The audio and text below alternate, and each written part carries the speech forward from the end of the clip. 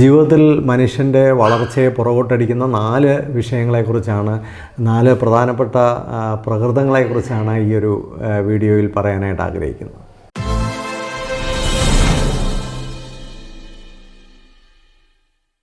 വലിയ മിടുക്കും കഴിവും ഉണ്ടായിട്ടും പല ആൾക്കാരും ജീവിതത്തിൽ അവരുടെ ലക്ഷ്യങ്ങളിൽ എത്തിച്ചേർന്നിട്ടില്ല.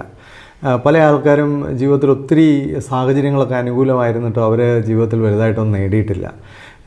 പലപ്പോഴും തിരിഞ്ഞ് ചിന്തിച്ച് നോക്കുമ്പോൾ, നമ്മൾ അത്തരം ആൾക്കാരെയൊക്കെ ഒന്ന് അനലൈസ് ചെയ്ത് നോക്കുമ്പോൾ അവരുടെ തന്നെ ജീവിതത്തിലെ അവരുടെ നിരാശയിൽ നിന്ന് തന്നെ അവർ കണ്ടെത്തിയിട്ടുള്ള ചില കാര്യങ്ങളാണ് ഇന്ന് ഈ ഒരു വീഡിയോയിൽ സംസാരിക്കുന്നത്. പ്രധാനമായിട്ടും ഒരു പ്രശ്നം ഒരു ആത്മവിശ്വാസത്തിൻ്റെ കുറവാണ്. ഫിയർ എന്ന് പറയും. പലപ്പോഴും ഭയം, ആത്മവിശ്വാസമില്ലായ്മ, ഒരു ധൈര്യമില്ലായ്മ. പലപ്പോഴും നമുക്ക് നമ്മുടെ ഇൻ്റലിജൻസ് വളരെ ഷാർപ്പായിട്ട് നിൽക്കുമ്പോഴും നമുക്ക് ധൈര്യമില്ലെങ്കിൽ, നമുക്ക് ആത്മവിശ്വാസം ഇല്ലെങ്കിൽ, പേടിയാണെങ്കിൽ നമ്മളെക്കൊണ്ട് റിസ്ക് എടുക്കാനൊന്നും പറ്റില്ല. പലപ്പോഴും നമുക്കൊരു ഇനിഷ്യേഷൻ ഒന്ന് തുടങ്ങാൻ പറ്റില്ല.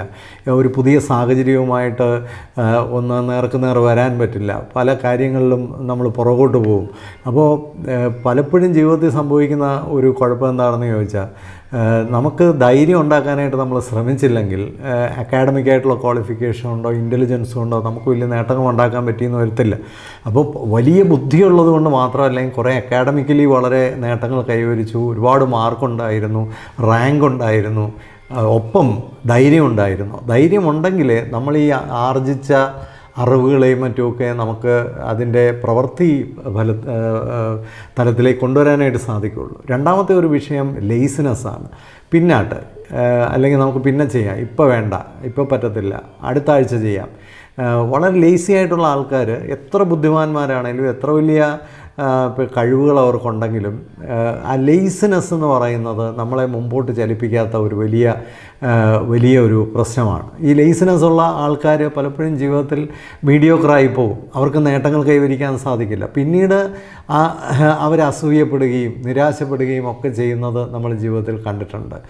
വളരെ ഫസ്ട്രേറ്റഡ് ആയിരിക്കും അവർ ലൈഫിൽ. കാരണം അവർക്കറിയാം അവർക്ക് ഭയങ്കര കാലിബർ ഉണ്ടായിരുന്നു, പക്ഷെ അവർക്ക് വേണ്ടതൊന്നും അച്ചീവ് ചെയ്യാനായിട്ട് സാധിച്ചില്ല.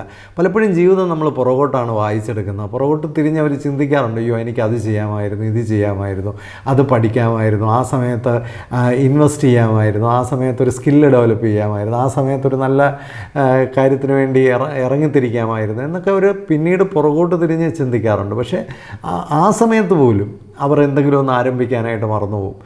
നമുക്കൊരു മരം വയ്ക്കാനുള്ള ഏറ്റവും നല്ല, ഒരു മരത്തിന് വേണ്ടി ഒരു ചെടി വയ്ക്കാൻ പറ്റുന്ന, അല്ലെങ്കിൽ ഒരു തൈ വയ്ക്കാൻ പറ്റുന്ന ഏറ്റവും നല്ല സമയം 20 വർഷം മുമ്പാണെന്ന് പറയാറുണ്ട്. പക്ഷേ അടുത്ത ഏറ്റവും നല്ല സമയം എന്ന് പറയുന്നത് ഈ നിമിഷമാണ്. ഇപ്പോഴെങ്കിലും വെച്ചാൽ 20 വർഷം കഴിയുമ്പോൾ അതൊരു മരമായിട്ട് കാണാൻ, അല്ലെങ്കിൽ അതിലൊരു ഫ്രൂട്ട് കാണാൻ നമുക്ക് സാധിക്കും എന്ന് പറയുന്ന പോലെ ലേസിനെസ് ഉള്ള ആൾക്കാരെ സംബന്ധിച്ച് അവർക്ക് ജീവിതത്തിൽ മുന്നേറ്റങ്ങൾ വളരെ വളരെ പ്രയാസമായിരിക്കും. മൂന്നാമത്തെ ഒരു ഗ്രൂപ്പ് എന്ന് പറയുന്നത് അമിതമായ അഹങ്കാരമുള്ളവരാണ്. അവർക്ക് കഴിവുണ്ട്, അവർക്ക് വലിയ സാമർഥ്യമുണ്ട്, പക്ഷെ ധാർഷ്ട്യമാണ്, അനാവശ്യമായ ഈഗോയാണ്. ആവശ്യമില്ലാത്ത തർക്കങ്ങൾക്കും ആവശ്യമില്ലാത്ത പ്രശ്നങ്ങൾക്കുമൊക്കെ പോയി എല്ലാവരെയും അടയ്ക്കുവാണ്, ഞാൻ മാത്രമാണ് മിടുക്കൻ എന്നുള്ള ധാരണ പല ആൾക്കാരെയും ജീവിതത്തിൽ തകർച്ച. നമ്മൾ ചരിത്രം എടുത്ത് നോക്കിക്കഴിഞ്ഞാൽ അങ്ങനെയുള്ള ആൾക്കാരൊന്നും ജീവിതത്തിൽ അവരുടെ ഒരു അവസാന ലാപ്പിൽ അങ്ങനെയുള്ളവർ കാണത്തില്ല. അവരതിനിടയിലൊക്കെ തന്നെ തകർന്നു പോകും. കാരണം ഈ അമിതമായ അഹങ്കാരവും അമിതമായ ഞാനെന്ന ഭാവവും അമിതമായ ധാർഷ്ട്യമൊന്നും ആരെയും ജീവിതത്തിൽ വലിയ നിലയിൽ എത്തിച്ചിട്ടില്ല. ചില ആൾക്കാർക്കൊക്കെ അത്തരത്തിലുള്ള കാര്യങ്ങളൊക്കെ ബ്ലഡിൽ തന്നെ ഉണ്ട്. കാരണം അവർ കഴിഞ്ഞേ ഉള്ളൂ എല്ലാവരും. ഞാനെന്തോ ഭയങ്കര സംഭവമാണ്, ഞാൻ കഴിഞ്ഞാൽ ലോകം അവസാനിച്ചു, എന്നെക്കൊണ്ട് മാത്രമേ ഇതെല്ലാം പറ്റുള്ളൂ, ഞാൻ പോയി കഴിഞ്ഞാൽ പിന്നെ ആരെക്കൊണ്ടും പറ്റില്ല, ഇങ്ങനെയൊക്കെ ചിന്തിക്കുന്ന വളരെ സെൽഫ് സെൻറ്റേർഡ് ആയിട്ടുള്ള, വളരെ അഗ്രസീവായിട്ടുള്ള സ്റ്റാൻഡ് എടുക്കുന്ന മനുഷ്യർ ജീവിതത്തിൽ ആദ്യമൊക്കെ ഭയങ്കരമായിട്ട് ആളിക്കത്തുന്ന കാണാം, പിന്നീട് അവർ തകർന്നു പോകുന്നതും കാണാം. അതുകൊണ്ട് ഈ അഗ്രഷൻ നമ്മുടെ ജീവിതത്തിലുണ്ടെങ്കിൽ നമുക്ക് അഗ്രസീവ്നെസ് അല്ല, അസേർട്ടീവ്നെസ്സാണ് വേണ്ടത്. പാസീവ്നെസ്സും നമുക്ക് വളരെ എല്ലാം അങ്ങ് സമ്മതിച്ചു കൊടുക്കുകയും വേണ്ട, എല്ലാത്തിനും എതിരെ പോരാടുകയും വേണ്ട. നമുക്ക് ശരിയെന്ന് തോന്നുന്ന കാര്യങ്ങളിൽ യെസ് പറയാനും നോ പറയേണ്ടടുത്ത് നോ പറയാനും ഒക്കെ പഠിച്ചാൽ മതി. അതിനപ്പുറത്തേക്കുള്ളത് ഒരു അഗ്രഷനാണ്. അത് നമ്മളെ ഒരിക്കലും വിജയത്തിലെത്തിക്കില്ല. നാലാമതായിട്ട് നമ്മളെ പലപ്പോഴും ജീവിതത്തിൽ അടിതെറ്റിക്കുന്നൊരു സാധനമാണ് ഗ്രീഡ്. നമുക്ക് നേട്ടങ്ങളെല്ലാം ഉണ്ടാകുമ്പോഴും ആ സ്കെയിലൊന്നും പോരാ, പെട്ടെന്ന് വലിയ കാര്യങ്ങളൊക്കെ അച്ചീവ് ചെയ്യണം. ഇപ്പോൾ പല കുട്ടികളും എന്നോട് വന്ന് ചോദിക്കുകയാണ്, സാറേ ഈ CEO ആകാൻ എന്ത് ചെയ്യണം?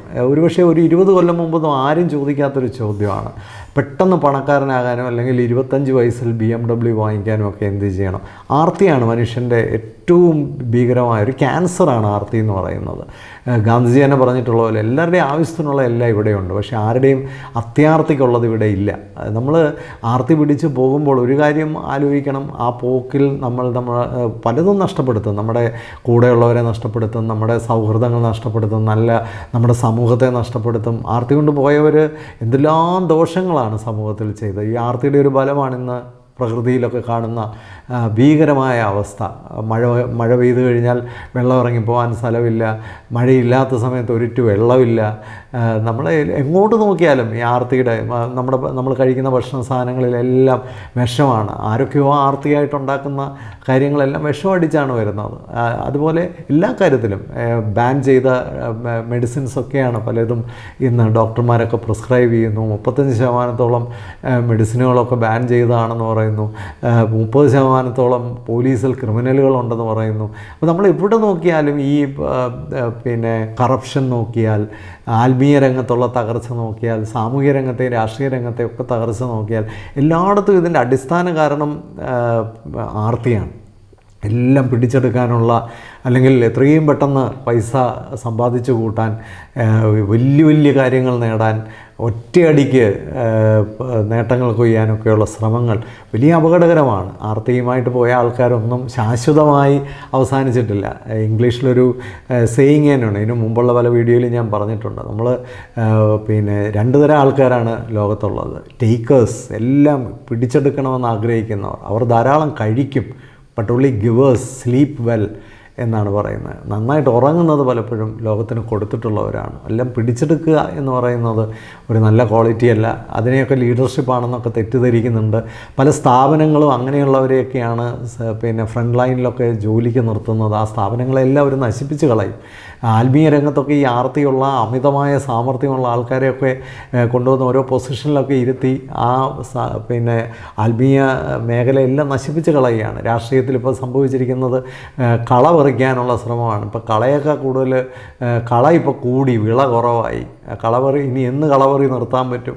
എല്ലാ രംഗത്തും ഈ പ്രശ്നങ്ങളാണ്. ആർത്തിയുള്ളവനെ അകറ്റി നിർത്തുക, അലസനെ അകറ്റി നിർത്തുക, ധാർഷ്ട്യമുള്ളവനെ അകറ്റി നിർത്തുക, പേടിയുള്ളവനെ അകറ്റി നിർത്തണ്ട. പേടിയുള്ളവരെ നമുക്ക് ഈസി ആയിട്ട് ആത്മവിശ്വാസത്തിലേക്കും ധൈര്യത്തിലേക്കും കൊണ്ടുവരാൻ പറ്റും. ഇതിൽ ഭേദപ്പെട്ടൊരു കാര്യം പേടിയാണ്. കാരണം പേടി എല്ലാവരിലും ഉണ്ട്. പക്ഷേ നിരന്തരമായി പ്രവർത്തിച്ചാൽ നമുക്ക് പേടിയിൽ നിന്ന് പുറത്തു വരാൻ സാധിക്കും. പക്ഷേ ബാക്കിയെല്ലാം ഒരു വാല്യൂസുമായിട്ടും കൾച്ചറുമായിട്ടൊക്കെ ബന്ധപ്പെട്ടിട്ടുള്ള കാര്യങ്ങളാണ്. എന്തായാലും കുട്ടികളിൽ ഈ കാര്യങ്ങളൊക്കെ ഒഴിവാക്കിയാൽ ജീവിതത്തിൽ വലിയ നേട്ടങ്ങൾ കൈവരിക്കാൻ സാധിക്കും. ഇതൊക്കെ വലിയൊരു ബേർഡനായിരിക്കും പിന്നീടെന്ന് മാത്രം ഓർമ്മിപ്പിച്ചുകൊണ്ട്, ഇഷ്ടപ്പെട്ടെങ്കിൽ മറ്റുള്ളവർക്ക് കൂടെ ഷെയർ ചെയ്ത് കൊടുക്കുക. ഇൻസൈറ്റ് മിഷൻ്റെ പ്രവർത്തനങ്ങളെയൊക്കെ സപ്പോർട്ട് ചെയ്യുക. Thank you so much.